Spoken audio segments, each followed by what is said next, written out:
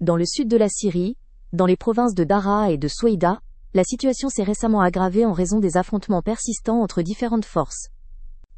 Les tribus arabes ont pris le contrôle des zones rurales de Merza à la périphérie de Souaïda et brûlent des pneus pour limiter la visibilité des drones israéliens dans la région.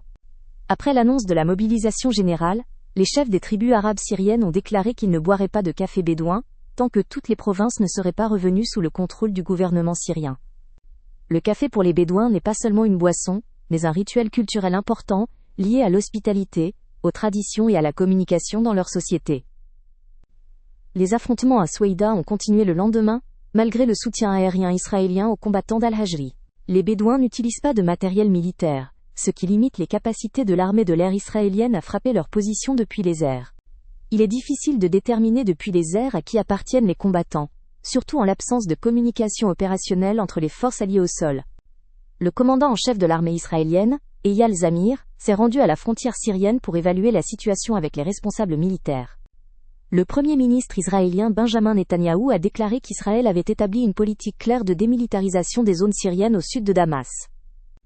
Israël a exposé une politique claire de démilitarisation de la région au sud de Damas, afin de stabiliser la situation et d'empêcher une escalade supplémentaire. De Damas à la hauteur hollandaise et à la région des Druzes montagneux. C'est la première chose. La deuxième est la protection de nos frères druzes dans le mont Druze. Les deux régions ont été détruites par le régime à Damas. Le régime a envoyé des troupes au sud de Damas dans la zone démilitarisée et a commencé un massacre des Druzes. Nous ne pouvons l'accepter sous aucune forme. J'ai donc donné l'ordre à l'armée israélienne de prendre des mesures et d'agir fermement. Les forces aériennes ont attaqué des bandes de tueurs et des véhicules blindés. J'ai ajouté un autre objectif, attaquer le ministère de la Défense à Damas. À la suite d'actions puissantes, un cessez-le-feu est entré en vigueur. Les forces syriennes se sont retirées à Damas. Israël cherche à saper la stabilité et à semer la discorde après la chute de l'ancien régime. Il tente de transformer notre terre en une arène de chaos et de destruction sans fin. L'objectif de l'ennemi est de détruire l'unité du peuple et d'affaiblir notre capacité à nous reconstruire et à croître. C'est une guerre sans but, visant à fragmenter la patrie. La Syrie n'est pas un terrain d'essai pour des complots étrangers ni un lieu d'ambition au prix du sang de nos enfants et de nos femmes. C'est une terre de résilience et de fierté. L'État syrien est l'État de tous. Le rêve de chaque Syrien est de voir la renaissance de sa patrie, sa restauration et un nouveau départ. Un appel aux amis, partie intégrante de la nation, souligne l'importance de protéger leurs droits et libertés, en refusant la division et les désaccords. La Syrie ne deviendra jamais un lieu de fragmentation ou de semer la discorde. Nous sommes tous partenaires dans la défense et la prospérité du pays. Nous ne permettrons à aucun groupe de déformer l'image de la Syrie et sa diversité. Cette image reflète la beauté et l'unité de notre terre et de notre peuple, ce qui est important pour nous tous. Israël a lancé des frappes massives sur des civils et des installations étatiques, tentant de saper les efforts de stabilisation, ce qui a considérablement aggravé la situation dans la région. Grâce à l'intervention de la médiation américaine, arabe et turque, il a été possible d'éviter un destin inconnu pour la région, et d'empêcher une escalade encore plus importante du conflit. Une guerre ouverte avec Israël, affectant la sécurité du peuple druze, déstabilise la Syrie et toute la région, créant une menace pour l'unité nationale. Nous soutenons le retour des dirigeants et des cheikh druzes chez eux, afin qu'ils placent les intérêts nationaux au-dessus des tentatives de discréditer le noble peuple des montagnes. Nous ne craignons pas la guerre, car nous avons toujours fait face à des défis et protégé notre peuple. Mais nous plaçons les intérêts des Syriens au-dessus du chaos et des destructions. Le meilleur choix actuellement est de prendre une décision prudente pour protéger l'unité du pays et la sécurité des citoyens, guidés par l'intérêt national supérieur. Nous avons confié la responsabilité de la sécurité à Souaïda aux groupes locaux et aux cheikhs, afin d'éviter une guerre à grande échelle et de préserver l'unité nationale. Cette décision est motivée par une profonde conscience de la gravité de la situation et le désir d'empêcher le pays de sombrer dans une guerre totale. Le président Recep Tayyip Erdogan a déclaré que la Turquie ne permettra pas à la Syrie de faire face à de nouvelles menaces, et est prête à soutenir la sécurité de la région. Les structures multinationales et l'intégrité territoriale du pays ne doivent pas être violées, malgré les tentatives d'Israël de faire échouer le cessez-le-feu dans la région. Après la réunion du cabinet, Erdogan a affirmé que les actions d'Israël montrent son refus de la paix, et a qualifié l'État de terroriste. Israël a étendu son banditisme à la Syrie voisine, utilisant les Druzes comme prétexte, au cours des 2 derniers jours. Erdogan a clairement déclaré qu'Israël ne reconnaît pas la loi, et l'a décrit comme un État terroriste incontrôlé, sans principe, gâté et imprudent. À l'heure actuelle, l'agression d'Israël est le principal problème dans la région, et la Turquie ne consentira ni hier, ni aujourd'hui, ni demain, à la division de la Syrie.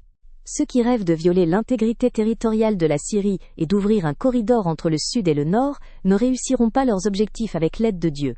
Les citoyens kurdes de Turquie et les Kurdes en Syrie sont de véritables frères et une partie de l'âme de la Turquie, et ils ne permettront pas qu'ils deviennent des victimes du sionisme.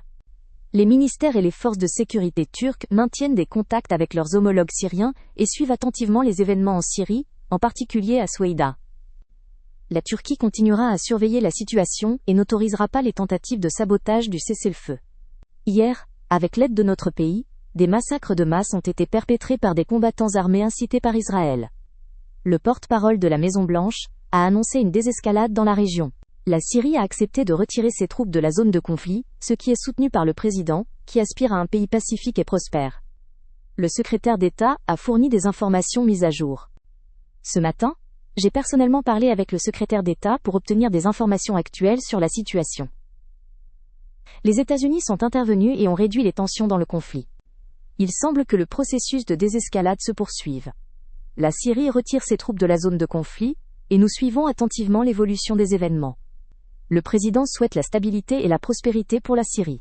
La levée des sanctions contre la Syrie donne au pays une réelle chance de prospérité.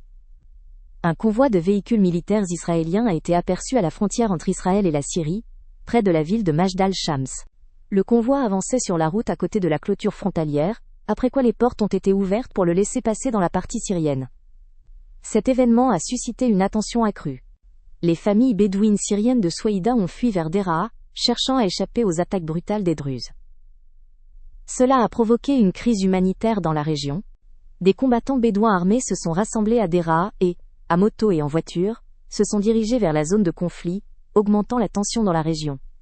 Une nouvelle offensive a commencé dans la province de Soueïda, au sud de la Syrie.